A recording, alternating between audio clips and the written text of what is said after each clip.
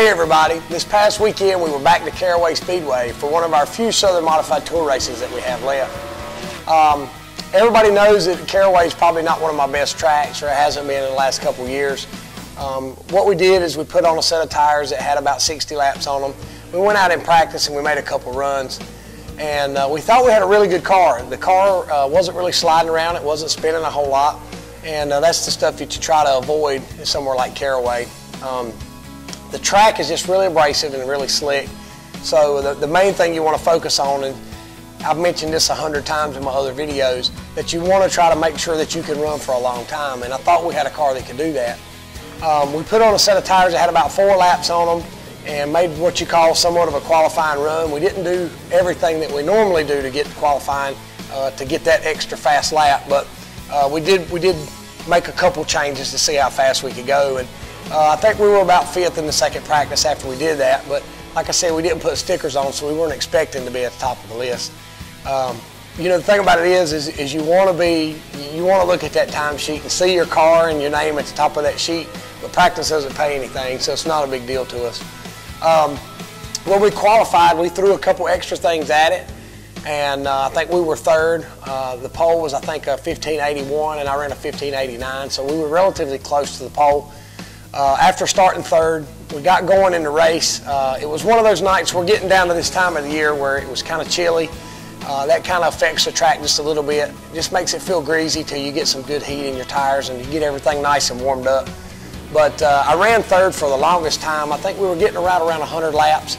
I felt like I could push the car hard if I needed to, but I was trying to just kind of, you know, conserve what I could. I was probably running about 75%.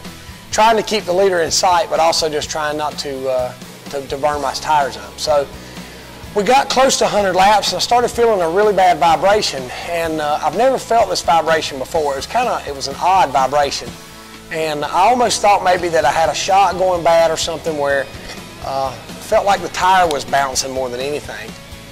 I started falling back just a little bit. The car started sliding around. When I'd go in the corner, it would bounce really hard, and it would kind of almost bounce me up the racetrack. So, you know, it's a situation where you want to keep pushing it hard, but on the other hand, you know something's going wrong, so you maybe, you know, in the back of your mind, you're thinking, you know, I've got to finish the race.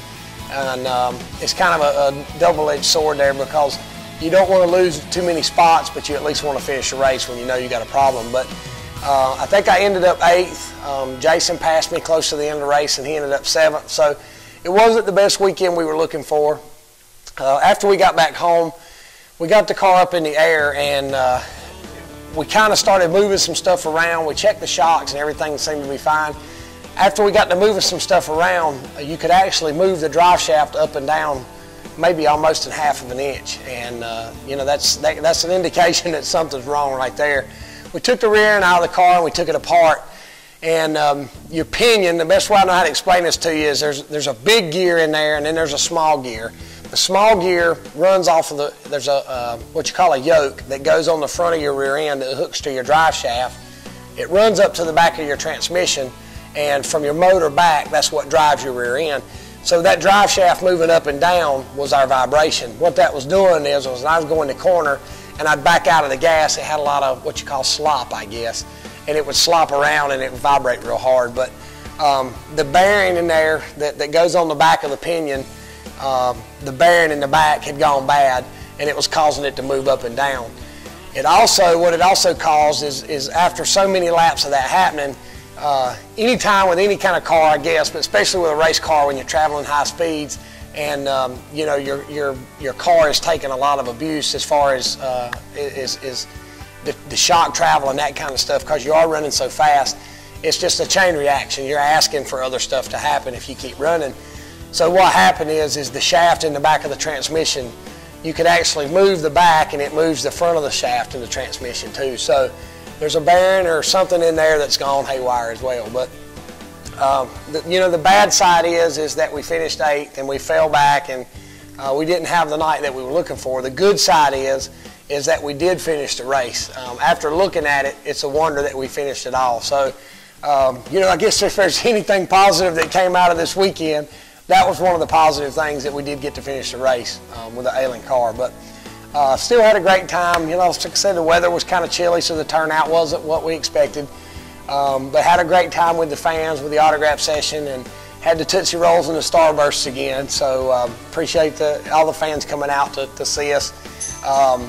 Just had a great time this weekend. We're off from racing this weekend, but for Capital Bank, I'll be taking the car to the Sanford Air Show.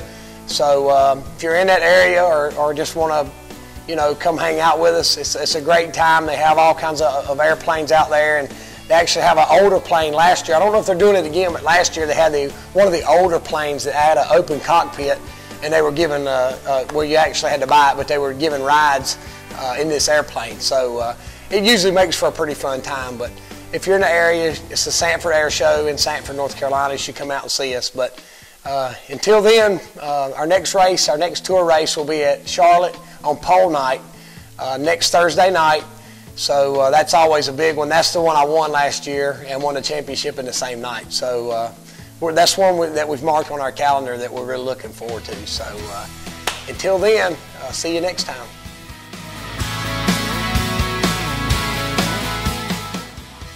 With the 2011 racing season winding down, I want to let you know that we're always looking for sponsors, big or small, by race or for the entire season.